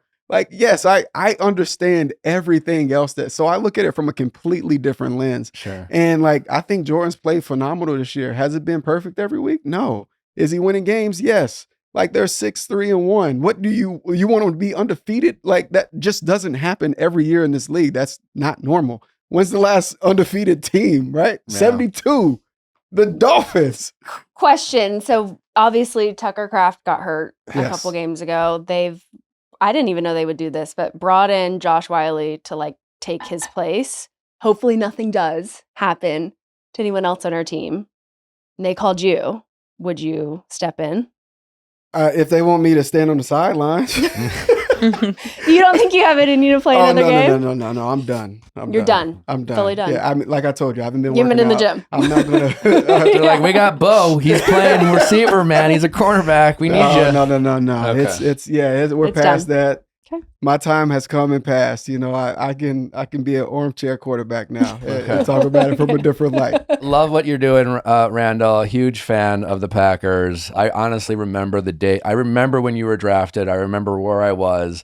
I was at Bar Karma, Milwaukee. I saw it on Twitter. It's really been fun to follow your career and to meet you in person and have you be a part of the Special Forces family is pretty cool in my book. So thanks for coming on, man. I appreciate it. Love hearing all your stories about as a football player and also more specifically as a dad and father. I love how you prioritize your family above all things. I think that's really great. And thanks for taking the time. I appreciate it. Appreciate you having me. I'm glad we get to share those moments as Packers. I think that's the special thing about football. It connects us in a different way.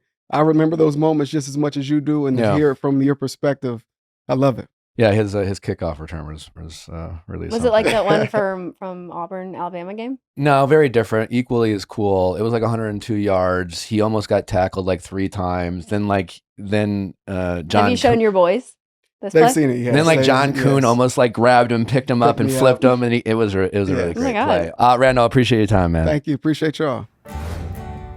Well, we've talked about how great Helix mattresses are, and we won't stop talking about it until everyone who listens to the Viall Files has a Helix mattress. If you are a member of the household, do yourself a favor and get yourself a Helix mattress for everyone in your family. Holiday season is upon us. If you are looking to make someone's year, life even, you should gift them a Helix mattress. I know you're thinking, wow, why would I give a mattress for a holiday present? Well, because sleep is important. You spend a third of your life sleeping. Make sure you're getting the best sleep possible. Helix has a lineup of 20 unique mattresses for all kinds of sleepers. Doesn't matter how you sleep, hot, cold, on your side, on your back, curled up into a little ball. Helix has a mattress just for you. Just go to helixsleep.com, answer a few questions about how you like to sleep, and Helix will hook you up with a mattress that's just right for you. Also, all your Helix mattresses come with a 100-night sleep trial, so you can do whatever you want. Sleep on it for 100 nights. Don't even take our word for it. Try it out for yourself. Plus, all their mattresses come with a 10 to 15-year warranty, depending on the mattress. I love it. Go to helixsleep.com/VIALL today for 27% off site-wide for their Black Friday sale. It's the best of web offer. That's helixsleep.com/VIALL for 27% off site-wide. Exclusive for listeners of the Viall Files. Make sure to enter our show name after checkout so they know we sent you. helixsleep.com/VIALL. When I found out Skims was making underwear for men, I have to admit, I was pretty excited. Natalie has everything under the sun that Skims make. It looks good on her, high quality. She raves about its comfort and how it looks. Can't say enough of good things about the quality of Skims. And I got a little jealous and was super excited when they started making men's underwear. It's the best underwear you could possibly have. It's really incredible. Sometimes when it comes to underwear, you're looking for some freedom, you're looking for some comfort, and then you have to give up a little bit in quality. Even some of those high-end underwears will break down and not keep their form. Not Skims. It's truly a great underwear, breathable, firm, made with high quality. They look great. Ladies, if you're looking to maybe upgrade your man's underwear drawer, God knows we, us men, hang on to those underwear pieces a little too long. Do him a favor. Stock that stuffing with some men's Skims underwear. You will both be happy. Skims came out with their cotton 5-inch boxer brief, and honestly, it puts other brands to shame. So whether you like a little bit more fabric or a little bit less, Skims has you covered. Shop the best underwear for men and women at skims.com. Let them know that we sent you after you place your order. Select podcast in the survey and select our show in the drop-down menu that follows. And if you are looking for the perfect gift this season, the Skims Holiday Shop is now open at skims.com. Ready to spin, deal, and play like a pro? Legends Online Casino has hundreds of games where the action never stops. You've got to check out Legends Online Casino. Legends has hundreds of games to choose from, everything from slots and poker to live tables where you can play roulette, blackjack, and baccarat with real dealers, all from your phone or laptop. Here's the best part. They've got a mega jackpot that you can hit playing any game. It's not tied to a single slot, so every spin or hand gives you a shot at something huge. And the games at Legends have some of the highest return to player rates, which means you're getting some of the best odds out there. Plus, when you sign up today, you get a 100% match on your first purchase up to $100. Just go to the link in the description and use promo code VIALL. That's LEGENDZ.com, promo code VIALL. Enter, play, spin, and maybe hit that mega jackpot. That was fun. You really nerded out there. Really took some time to ask some personal questions. How many times do you get a Green Bay Packer legend in your studio? You did get his phone number. So now you can guys exchange numbers? Yeah, exchange numbers. He's like, let's watch the game together. They're on a whole new level. Did he really say that? That would be fun for you. Yeah. Wait, that's so cool. He's just a human being. Nick shook his hand like 3 times. He's just like cute. You're telling me. Yeah, exactly. Was I giving fan? Did I? Yeah, it's sweet though. But is he going to be like, oh, this is weird now? Was that No. weird? No, I mean, you were like, I know the exact place I was when I found out. He was drafted. Exactly I'm a where big you were. fan, man. Like, what? No, it was sweet. It was endearing. Yeah, we It were was gonna text you that respectful. we needed to wrap, but then we were like, let He's him having have a this a little moment. longer. He's Let him have a couple more minutes. let him have a few more minutes here. Well, we still have a lot more to cover before this episode wraps. We're going to get into some Secret Lives of Mormon Wives Season 3 and some Real Housewives of OC Reunion Part 2. Do we have any headlines to get into before we jump into the shows? I'm sure they'll continue to flow in as the day goes along, but we already have 3 new BravoCon updates that happened. One of which is, I guess there's drama between Madison LaCroix and Cy DeSilva. She was asked who is the meanest Bravo lab that she knows, and she said, I will stand by this again. I've said it before, I'll say it again. Cy DeSilva. Now, this clip is going viral, and Cy commented on it saying, you must have me confused. Not all brown people look alike. I never met her before. Oh my gosh. And so another Bravo fan had posted a photo from BravoCon 2023, and it's Cy and Madison sitting next to each other. I'm screaming. So it's very fact that they had met each other. Madison screenshots Cy's comment on the viral post, writing "point proven" at Cy DeSilva. Damn. Wow. Yeah, so they're going at it back and forth. That is a wild response. That it has to do with that, where it's just like Madison was like, no, you're proving my point right now, because she's trying to be like, I've never met you before. Yeah, and it's like, well, the Bravo fans are like the equivalent of the FBI with their talent of sleuthing. That's That a I'm crazy like, thing to accuse her of just because she said you weren't nice. Right? Right. That is messed And up. also, Cy does have a reputation on Roni for not being the nicest one of the bunch. Mhm. So Madison was right next to European Wax Center. Her pajamas that she was showcasing and selling. Natalie got a pair of pajamas. Madison, Ooh. she claimed that we hadn't asked her to come on the show. And I was like, I'm pretty sure we You're asked. like, Leah? Yeah. I have asked. Anyways, I've asked. add Madison to the list of people who say they want to come on the show. One more new thing. Somebody posted a picture of Brittany Bateman kissing Jared, it looks like. How is They're this def- news? They're Yeah, aren't they together? Like, This is- She said that they were friends at the Salt Lake panel when everyone was booing Jared. Yeah, She specifically said that they were friends. friends that good friends. friends that kiss. Yeah. While holding the uni that he gave her, and played us the new recording. Yes, he made recorded a it new again. oh my God. But wait, somebody called him out because he didn't say "I love you." He said, you are loved. You are loved. Ooh. What did the new one There say? is a difference. That's what it says. It's Still like, says that. hi, Brittany, you are loved. It's me. And somebody called out the fact that it's like, you didn't say I love you. You said you are loved. It's like, Well, she got West Wilson's number, I saw. So he's and just- then in a round of fuck, marry, kill, West killed her Oh, well, the same day. That's you lose them wild. just as fast as you get them. Shit moves quickly Yeah, in there you go. Bravoverse. All right, well, moving on from BravoCon, before we get to some Secret Lives of Mormon Wives, the Justin Baldoni and Blake Lively case continues in the court of public opinion. I saw this headline over the weekend. I thought it was kind of wild. Dwight Schrute has entered the chat when it comes Like to the this Office, case. Dwight Schrute, The Office Rainn is Wilson, Dwight yes. Schrute, also known as Rainn Wilson. Also known as Rainn Wilson. also known as his government name, which is Also Rainn his birth Wilson. name, but you know him, you love him as Dwight Schrute. The headline writes, Justin Baldoni's texts show support from Rainn Wilson and Blake Lively feud with the quotes, "You were set up." And it's like this headline, I got to give it to him. He's got a good PR team. I don't get how he gets these headlines that are framed as if he has like some smoking gun, as if like, oh, the text from Rainn Wilson somehow prove his innocence. This reads like basically someone broke up with their boyfriend or girlfriend and they're texting their girls and being like, yeah, they suck. And then their girls are like, yeah, he sucks, you know, like, and it just basically agreeing with them, saying he was set up. And they're talking about how the event where like Justin went to Ryan and Blake's house and quote unquote Ryan yelled at him, and as if like that was like the crime Mm-hmm. of everything. And I So just who- kind of find it hilarious because it was like, well, Rainn Wilson says you were set up. Maybe it was just like, no, maybe you were just confronted by your behavior. The only thing the text says is Rainn saying you were set up.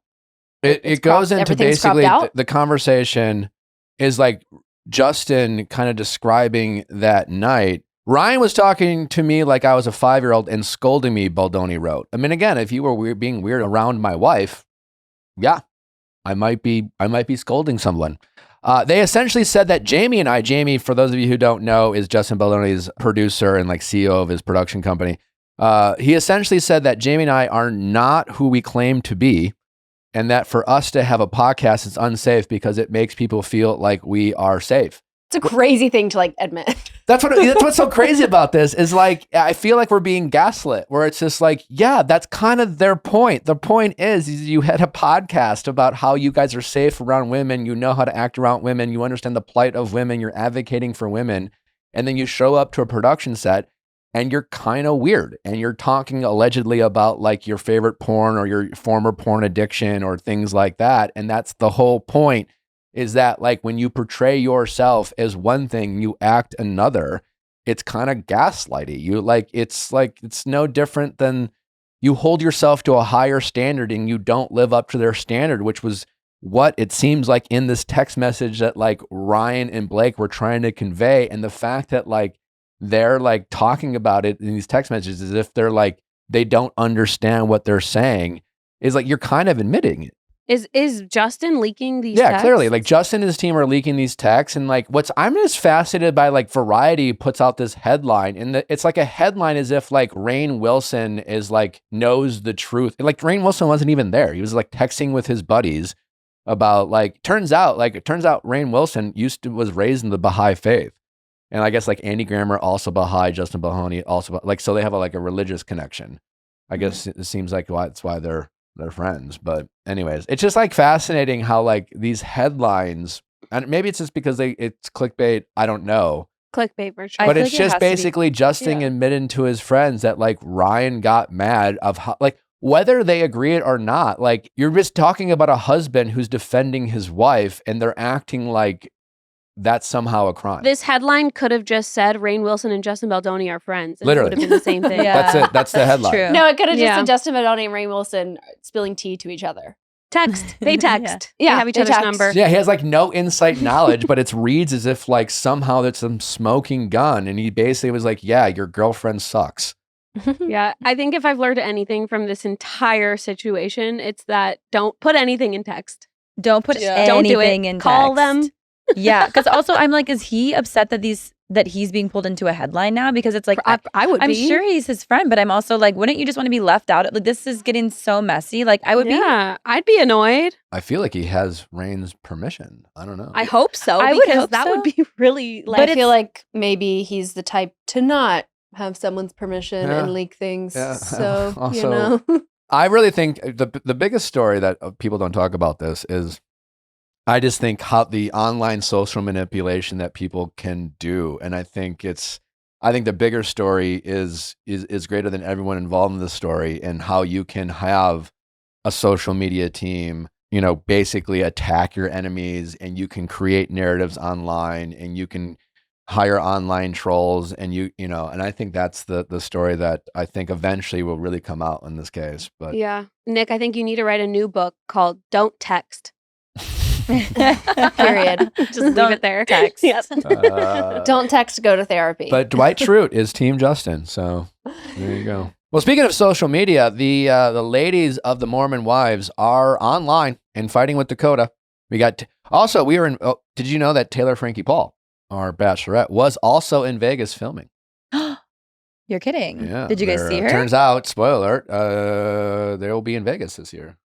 Wow. I love her. Did you guys get to see her? Did you just I happen to hear rumors? I know some people who know some people who know some people, and Love that. word on the street, they were also filming this season in Vegas. They're so. teasing it. They're teasing the season, and they posted a clip of Taylor, Frankie Paul, and Jesse sitting down with each other and having a heart-to-heart talking about it. Like, I appreciate how much they're teasing it. I'm just like, but I still have to wait 4 months for this to come out. It is interesting to see, Taylor's behind the scenes TikToks and stuff with her producers and It's a lot of being fun. I appreciate my kids baby daddy bringing them up to be with me and it's it's pretty So what is going on with Dakota and Macy and Michaela? Because they're fighting in the comments. This is a great question. I just know that I saw Layla comment and said, "You're looking real brave since Taylor doesn't have access to her phone to clap back."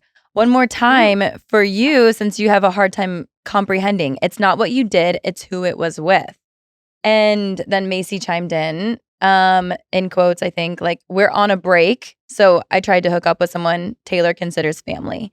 Something along those lines. It was like her mom's friend, wasn't it? Allegedly. The headline that I saw was that he was in trouble with the girls because of the something in the storyline coming out about him sexting with Taylor's mom's friend. Mm-hmm. That's a wild choice. Man, that's a wild choice. Well, also, I don't know. I was watching the first couple episodes, and it all happens in like episode 9 and 10. Well, the girl Shayna, whoever, the girl that came out where Taylor was upset with, she's in like the first episode, standing next to Miranda at the event. Isn't there like a clip of them kissing on like the stagecoach shuttle? Oh, I didn't see that. Didn't like Taylor and Dakota were like rekindling at Stagecoach. Yeah, they were like at least friendly during Or, that like, period it of looked time. like they but would. the girl wanted to kiss with Taylor, and Taylor said no. But we do. Season 3 is out. We are going to be covering 1 through 3 this episode, and then we will do 3 through 6 on Thursday. What did you all think of the first couple episodes? It really kicked off with obviously Jesse's story, because if you don't remember, season 2 ended with the accusation from Layla and Marciano that Jesse and Marciano were having an affair and specifically had sex. Mm-hmm. Opening up season 3, like diving into that accusation, Jesse is claiming they didn't have sex. Marciano is. Before we get to Jesse, I did appreciate them like updating us on where everyone is. And I was like mind blown by Whitney, just like not like, I do wonder if this is going to affect how like her outcome on Dancing with the Stars, because of how it's all shown here, where it's like she wasn't part of the show. And then the second Dancing with the Stars was presented, it's like, nope, I'm back. I will say, even watching it too, I kind of had that thought as well, because it was like Whitney didn't come back because she wanted tickets to the Oscars and a role in a scripted series, and I was like, oh, there she is. Yeah. After I was rooting for her so hard on Dancing with the Stars, like, okay. I know she won me back, and then she might have lost me, but we'll find out. Stay tuned. Yeah, we'll find out. I don't know. And then we get into the Jesse and Jordan of it all, and they really lay out exactly what happens, that Jesse kissed Marciano twice and had an emotional affair, but we also see like what led Jesse to that moment. Right. Well, first of all, I think it's really important that like they didn't sleep together. I mean, I think that's pretty clear at this point. Maybe some fans don't believe Jesse. I don't know. I believe her. But like again, when it comes to lie detector test her. on reality TV, who knows what to believe? But Marciano, I mean, again, he's also a liar, but he acknowledged that he lied about it and then claimed that Demi was part of the reason, like it was Demi's idea. Has Demi spoken out about that at all? Because to me, that is a crazy, assuming that's true, that's an insane thing to do to your friend / co-star. To be at a working event, and do the oh my God. The fucking So the inappropriate. sex hands signal at this event, yelling across the room, "You fucked Marciano twice," was the most jarring thing I've seen from a grown woman in a long time, and I've seen a lot. But then we come to find out that like what happened was Jesse and Marciano hang out. Not appropriate given that she's married. Not only do they hang out, they spend the night together. Like that. Yeah. Jesse acknowledges that. But they were on a break.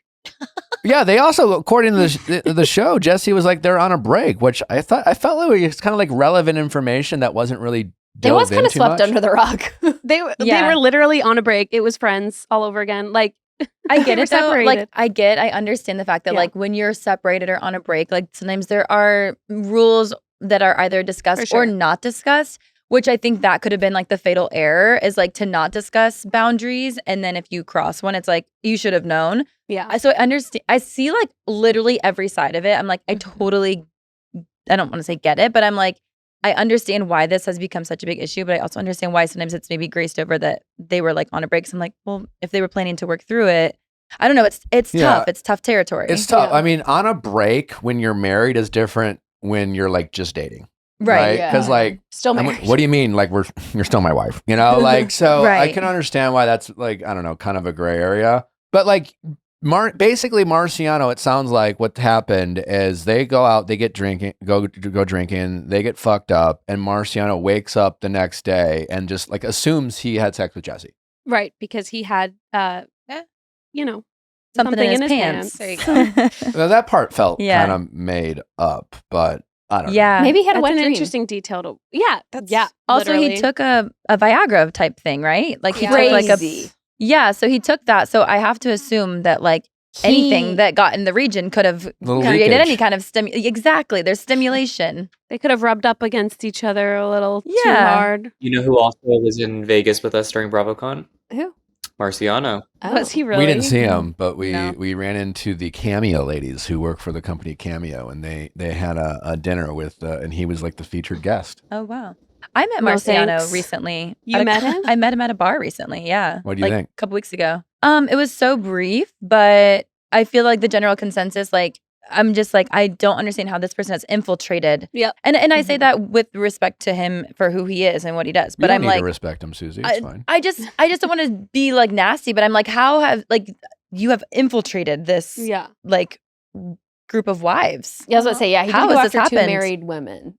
So He got fired I from mean, Vanderpump That's Villa. true. Him bringing That's true. flowers to meet up with Jesse in the hotel room after all that has Yes. happened was the craziest thing I've ever But seen. also, I think that this like adds to Jesse's theory and story where it's like he obviously has feelings for her, and she's like, okay, so she broke up with him abruptly, ghosted him, and it feels as though maybe he's petty because he obviously has feelings for her. He brought her flowers and the way he's acting towards her. So I'm like, I feel like he was just hurt, and then whether Demi influenced him or not, like to me, it feels as though he basically saw the situation and was like, oh, she did me dirty, so I'm going to get her back with this. And that's why he came out and said that she had sex, because it's obvious he has feelings for her. When I'm like, she's married. Like, crazy. Yeah, and I think he justified saying that because he couldn't remember, so it wasn't like it's like I think he convinced himself it wasn't a lie, in a sense, right? Right. Like, And then having Demi like being like, yeah, you did. Like yeah, like you can almost picture to me being like, well, clearly you guys had sex. Of course. What do you mean you slept in the same bed and didn't have sex type of Right. thing? And he's like, you're Your right. shirt I was off. fuck, Like Mhm. I can Yeah. see how he convinced himself in a way where like it almost felt like he wasn't lying in a crazy way, but Mhm. clearly he was. I mean, what do you guys think about the Jesse and Jordan relationship? Obviously, we dive deep into it tomorrow's going deeper in Yeah. the relationship, but like, this is one of those classic conversations about like, you never want to justify infidelity, but I mean, like people do have their breaking points. And to be honest, I was kind of like, after hearing a little bit about Jesse's side of things, to me, I kind of honestly, the fact that they just kissed, I almost was like, didn't think it was, not to sound like it wasn't that big of a deal, but I really empathize with Jesse. I don't want to justify her Yeah. choices, but at some point where you're in an emotionally, potentially abusive relationship and a person's beating you down and kind of taking away your sparkle, and Jordan comes across as a guy who, Jesse is independently successful. She was a millionaire before the show even started. She has her businesses. Jordan doesn't seem to have that going on. He's like making trying to get dad talk going. And it comes across as he takes out his lack of confidence in what he's doing out on his wife, who is, not only very successful in business, but also a TV star. I felt like the conversation on the couch was very telling between the two of them, where he was like, what are you going to say to our son? And she's like, I'm going to tell him the truth. And he's like, oh, so you're going to tell him that you cheated on me? It's like, you disrespected his father. You disrespected his father. Yeah. It's Well, like in that moment, you could tell that no matter what Jesse said, Jordan was going to have a problem with it, right? If she was like, well, I'm not going to say anything, he would have been like, what, you think you can just hide this? I feel like Jordan wanted Jesse to look bad. I think him leaving her at the party alone. Oh my gosh. Like, I don't care how big a fight you guys are in. Like, he didn't even say goodbye. He just stranded her there, just left her at this party. And then like Michaela had to tell her that he left. And it seems like he doesn't really have the empathy for her in the sense where she's like, if you were to just sit there and ask me questions and we can like have a conversation, which I think it's really important how couples handle conflict, because it's like you have to be willing to hear somebody out, hear where they're coming from, why they think the way they are, versus just telling them that they're wrong no matter what they do. Yeah. And I understand that he probably has a lot of stuff that he's dealing with too, especially in that moment. He's been holding it in for so long. But when he left her at the party, I honestly was like, this tells me a lot about how you are in a relationship, because if you are making the active choice to move forward, then you're in it. And if you're leaving a party without your wife, without any information, like that is just total abandonment. And it's probably publicly re-wounding all the stuff that she's already feeling about herself.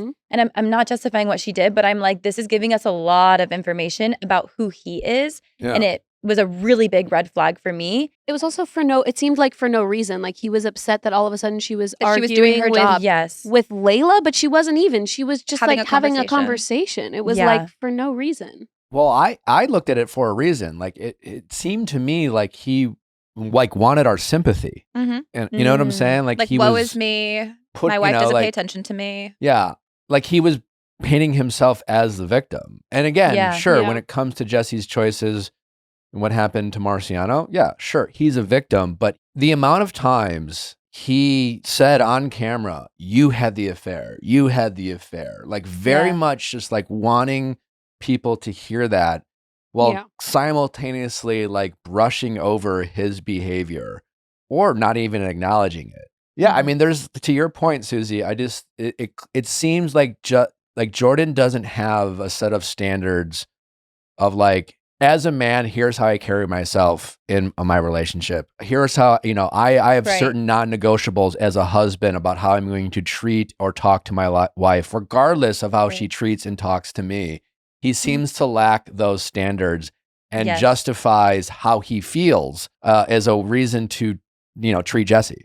I think he was valid in his reaction when Jesse invited Marciano to dinner. That was crazy. Yes. I can't believe he had every right to be upset. Yeah, 100%. I was team Jesse the whole time until that happened, and that one decision was like and Taylor said it too. Yeah, I audibly said, "What? Nope, wrong choice. Nope. I agree completely. That I do think that was a poor decision, and honestly, this kind of like makes me look at just this industry in general. It's really tricky because obviously we're constantly networking, we're constantly like meeting new people that are either like of the same sex or different sex. And it's like, you're networking, we're friends, whatever. But like, you have to be super respectful of boundaries when you are in a committed relationship. And I think this industry makes that, in any industry really, I guess, where you're having to network. But I'm like, the lines get blurred. But that moment for me, I was like, Jesse, I feel like in this moment, like we're all rooting for you. We are all rooting for you. Like, make good decisions. Yeah. And she like looked really hot on purpose too. Like you could tell that she like did her, like she put on her two-piece They tight commented on leggings. how good her ass looked. Right. Yeah. Like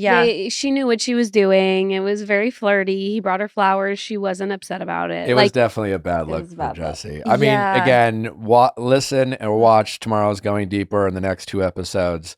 Obviously, we've had this conversation with Jesse and Jordan, and we've heard all the details about this relationship. So we feel a certain way. And I think you can probably get the gist of it and in those details tomorrow. I also didn't love her reading her text between her and Marciano, like trying to prove that they didn't have sex. And Jordan was like in earshot. Right there. It felt, I know. I was like, and they were an innocent text. maybe, and maybe that was editing. Maybe he could not hear a single word she was saying, and he just like happened to be like in the back of the camera shot. But like if he could hear her, that was tough. That was tough. Yeah. But I felt like in that moment, she was almost like desperate for her friends to believe her. And that's when I was watching it, I was like, wrong time, wrong place. But also like, I feel as though she was just like, I need my girlfriends to know that like we did not have sex and this is how I'm going to prove it. But also watching her tell Macy and Michaela, I felt like was such a beautiful moment of just like friendship and her like breaking down and being like, I understand if you never want to be my friend again. And they're like, we will always be your friend. Like this was not okay. And like, don't ever do this again. But like, we're here for you and we'll support you through this. And it was just like such a beautiful scene to see. And obviously we talk about it with Jesse, but. I get what you're saying about the text. I don't think Jordan hurt him. I give her some grace because of like, it's a TV show and they're doing a scene. Totally. But to your point though, I kind of also give her credit because like you could tell like she knows she's going to look bad when she's reading them. Right. No, yeah. And it's like a damned if you do, damned if you don't. It like clears her name in the sense that they like it definitely comes across as like they didn't have sex based off the messages that she read. But also these messages, given the fact that she is married, are terrible. Like, I mean, and if you are Jordan, it would be very hard to hear that your wife did that for sure. So I guess what I'm saying is Jessie knows she's going to look bad. And I just appreciate Jessie. Like she seemed like she's acknowledging her mistakes. Yeah. Right. You know? She handled that part really well. And I'm just not seeing Jordan acknowledge his. It's frustrating because again, like obviously infidelity, it's a terrible thing and it's very destructive and it's hurtful. Of course, it's not a justification, but there are situations where like you can empathize with why someone maybe made a very poor mistake that they regret, a la Jessie. And it's frustrating to see Jordan, you know, I guess, and no better way of saying it, weaponize Jessie's mistake as a way to almost completely clear his name with some of the behavior that if I was in that relationship, I would be a shell of myself, you know? And I just don't know what you know, people have their limits. They do. They, you know, that is just a reality of life. That's not the case for every situation where there's infidelity, but in this particular case, you know, my opinion when I'm watching it is that Jordan wants the public sympathy. He wants Jessie to look bad. That's just my opinion. And it was hard to watch. Can I just say though, I really appreciate the way the show is like letting this play out. Like I actually was watching it and I was like, this is such a good show because it's real life. It doesn't feel fabricated.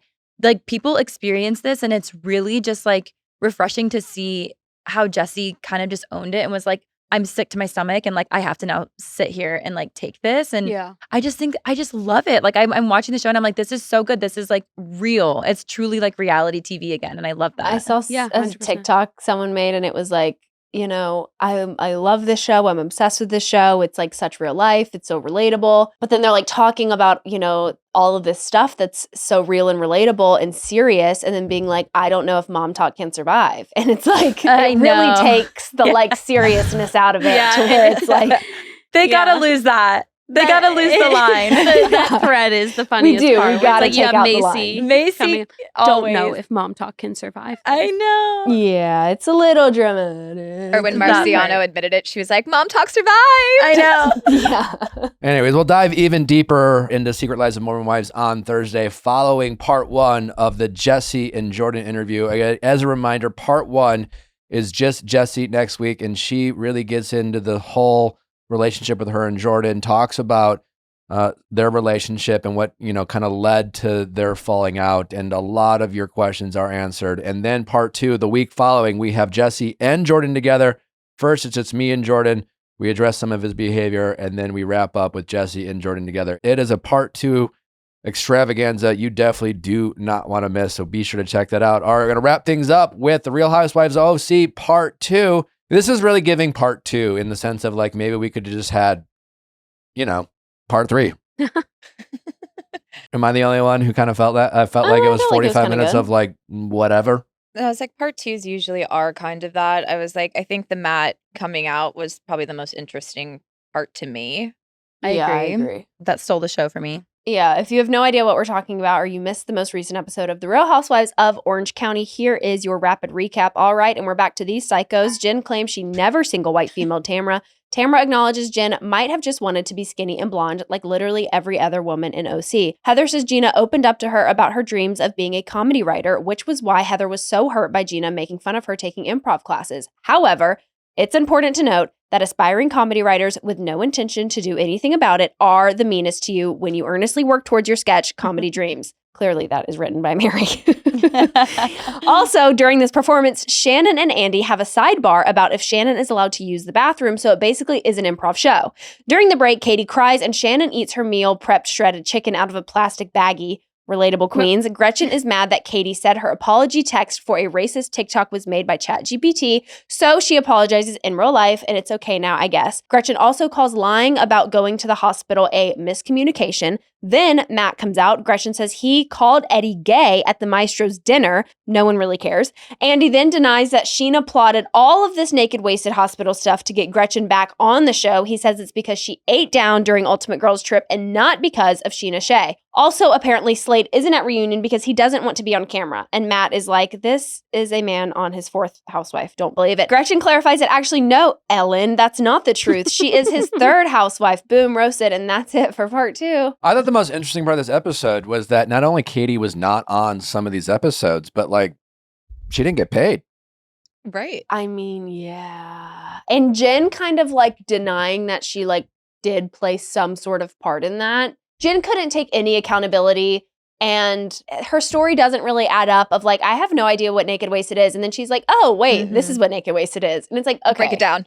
Clearly there was some conversation at Maestro's. I don't know if you were zoned out or zoned in, but like, you were there for it. I don't know who is to blame for Katie's paycheck being affected, but someone is. And like, whether Katie is or isn't lying, she wouldn't be the first housewife to lie or not lie, right? Like, we're in the middle of like, what did Tamra do or not do? I don't know. Chances are Tamra won't be like left off episodes. So clearly the reason why Katie was left off some of these episodes was how the other women felt about her. Which women, how they felt about her or how strongly, we don't know. But how the women felt about her is why she wasn't on it. And that affecting her paycheck is like, she has the right to be upset. I think what Katie means is that like Jen was like her one friend. Yeah. And if she has no one to film with, then she's, you know, everyone else is refusing to film with her. And then Jen, who she thought her friend was the person who would still do like scenes with her and justify her coming on. She abandoned her. And I think that's kind of what she means by it. I mean, if we don't get a reason as to why Katie was not on the last episodes and we don't get Shannon or someone had this conversation, like Andy knows the truth. And we have Shannon Katie being like, it. Jen, you took paychecks out of my, and like everyone's just sitting there quiet. It's like someone knows the truth. Yeah. You know, we have Andy Cohen, who is head honcho, like, tell us what happened. Yeah, I want to know. The same way that he broke down Sheena Shea not being a part of the Naked Wasted situation, then it's like, then break down to us why we didn't get Katie on 2 group trips and episodes in between. Exactly. Yeah. I felt honestly like I believed Katie the whole time over Gretchen. Same. I'm fully on Team Katie and Matt even. I'm like, the two of them coming out together, I'm like, I'm sorry, but I believe them. And like even seeing Matt and Shannon being like, you know, Gretchen, like, stop saying anything. He's shaking. It's like, of course he's shaking. Like, he doesn't want to do this, but he's here for supporting his wife. Right. And like, that should tell you something. I agree. And he was like clapping back, being like, did you watch the show? The texts are on there. Right. And Gretchen, the thing that bothers me about that side of the couch is that they do have a habit when somebody's in the middle of telling their story or defending their side, they jump in and be like, oh, do you want me to say what you said? And it's just like, let them finish their part and then you will have your moment to speak. But it's like, I feel like you want to cut them off. So if they can't finish the sentence, we'll never know what the end of that sentence was. It's like a misdirect. Yes, 100%. That it's like, oh, you called Eddie gay. Well, Gretchen, you've been on the show calling Eddie gay for years. So you could tell Katie was like explaining how that even came about. And it was like, Gretchen, it came because you and Slade said you walked in on Eddie, you know, and it was like, that was just talked over and not a thing. It's like, It is funny though, Gretchen's booth was across from us and, Slade was the only Bravo husband. Well, I guess I don't know, whatever you want to call him. He was in the crowd taking pictures of, you know, all the other husbands were like in the backdrop, kind of just like being supportive of their wives. He was up in there. Fun fact you may or may not care about. I feel like the girls on that side of the couch were like digging their own grave with it all though, because I'm like, I feel like as we watch the season go on, the fans kind of came to Katie's side and everybody was pissed that she was off the show. And I'm like, you guys are doing it again though. I think it's because, again, like it's really not about what Katie did or didn't do. It's just more like, I think a lot of Bravo fans, and rightfully so, are just kind of like, you guys are being hypocrites. Like you're just, whatever Katie is doing or not doing is no different than what you've all done. And you all figured it out and you all fought. And the fact that Katie is new and what they all did to Katie at last season's reunion. It kind of gives bully. It kind of gives do as I say, not as I do, rules for me, not for thee, or, you know, stuff like that, where it's just like, hey, like, again, maybe Katie is lying. Maybe she is talking to bloggers too much, but like work it out and let us watch it unfold rather than like put her on pause or shelve her because like you don't want to engage with her. And I think a lot of Bravo fans are kind of like, fuck this. Yeah. 100%. I'm just still confused as how a miscommunication is, yes, I went to the hospital, a direct answer versus like, I think a miscommunication is like, oh no, that happened on Tuesday. It actually happened on Thursday. I'm so sorry I misspoke. I'm like, I feel like we all witnessed her lying on TV. Multiple we all times. witnessed her say, I did go to the hospital. And it's like, we all saw you say it. to Tamra. We saw you say it. Yes. Like, you really can't fight this as a miscommunication. You know? Yeah. And then also having, I did really respect Jen when she's going back and forth with Tamra and she's like, you know, talking about the extensions and the you wanted to be me and you wanted to be on TV. And Tamra's like, well, you bought a house next door to me. And Jen's like, what street? I never lived on that street. That I never owned a house on that street. She's like, well, the street over. And she's like, yeah, I lived on that. Well, and she's like, you didn't live but there. you weren't even living with Simon at the time. It's like, you can just tell the way that Tamra's brain works and like ways to try to like, I don't know, spin a story is crazy. Yeah, I feel like it's like she gets validation from like her inner circle and they like talk their shit. And then it's like, wait, that's not reality. But you bring it into the world as if it's reality and it gets shut down. Yeah, it's like being like Delulu with your girlfriends. Yes, exactly. Yeah, that never happened.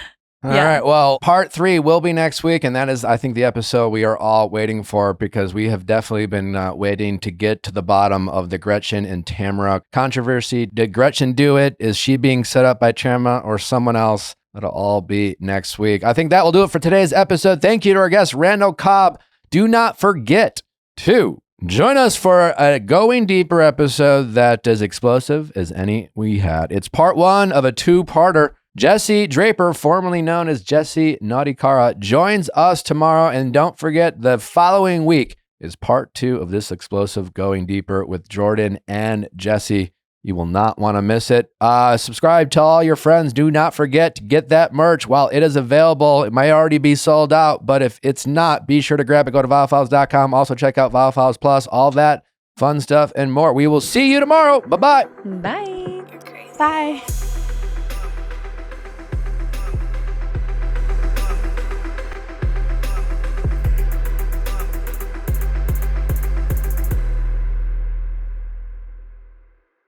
Hey guys, if you loved what you listened to, make sure you hit that subscribe button below. Thanks for listening. We'll see you next time.